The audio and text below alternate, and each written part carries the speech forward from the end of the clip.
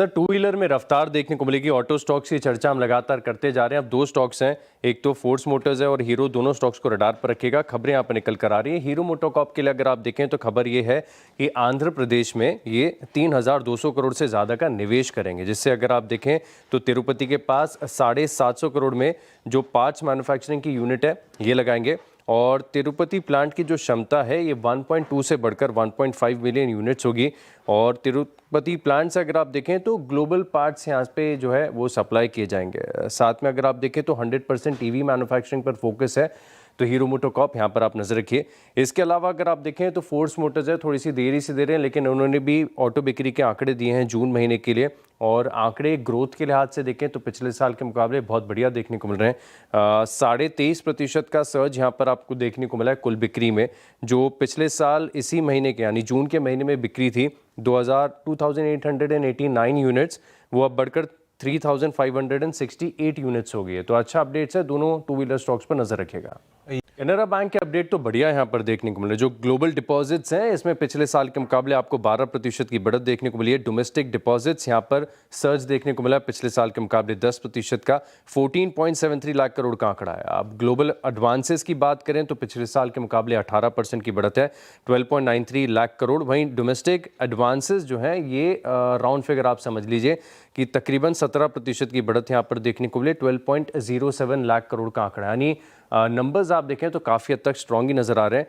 Indian bank की बात करें तो यहाँ पर ग्रोथ आई है। टोटल डिपॉजिट्स में पिछले साल के मुकाबले 13.3% की बढ़त है, 8.43 लाख करोड़ है।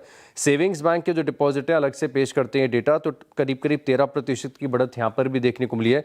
करंट अकाउंट के जो डिपॉजिट्स हैं इसमें 26% की बढ़त है। डोमेस्टिक कासा रेशियो जो है इसमें 67 बेसिस पॉइंट का इंप्रूवमेंट आपको देखने को मिला।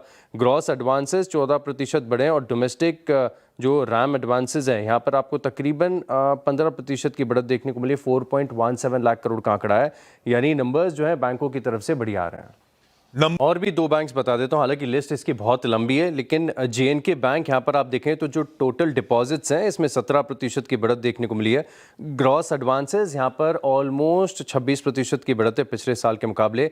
कासा डिपॉजिट 7.5% ग्रो हुए और कासा रेशियो अगर आप देखें तो इसमें थोड़ा सा मॉडरेशन देखने को मिला है, 42.08% का आंकड़ा है, जो कि 363 बेसिस पॉइंट यहाँ पर कम नजर आएगा। साउथ इंडियन बैंक की बात कर लेते हैं, यहाँ पर भी अपडेट देखने को मिला है। जो ग्रॉस एडवांसेस हैं ये पिछले साल के मुकाबले 17% बढ़े हैं। टोटल डिपॉजिट्स ऑलमोस्ट 11.5% की बढ़त देखने को मिली है। कासा डिपॉजिट 15% है।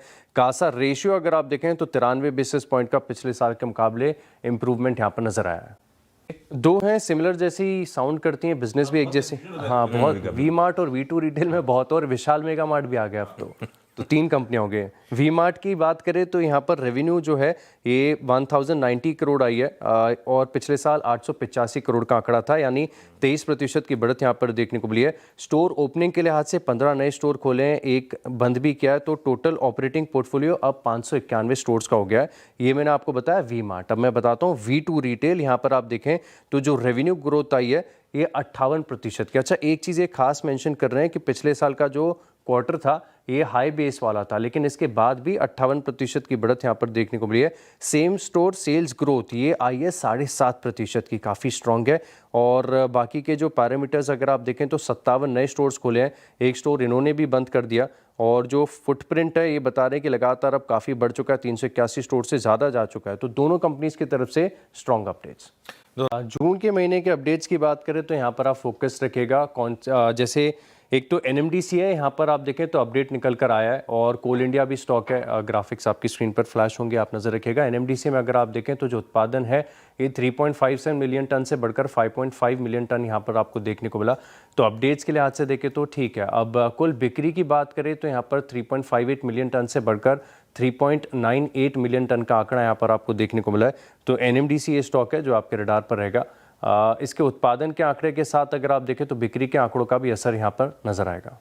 बहुत सारे स्टॉक्स हैं जहाँ पर नज़र रखनी चाहिए। इसमें सबसे पहले अगर आप देखें तो भारतीय एयरटेल है। स्टॉक लगातार अगर आप देखें तो खबरें यहाँ पर आ रही हैं। अब एयरटेल मनी जो है इसने अपने कमर्शियल ऑपरेशंस यानी type 2 non deposit accepting non banking financial company के तौर पर शुरुआत कर दी है।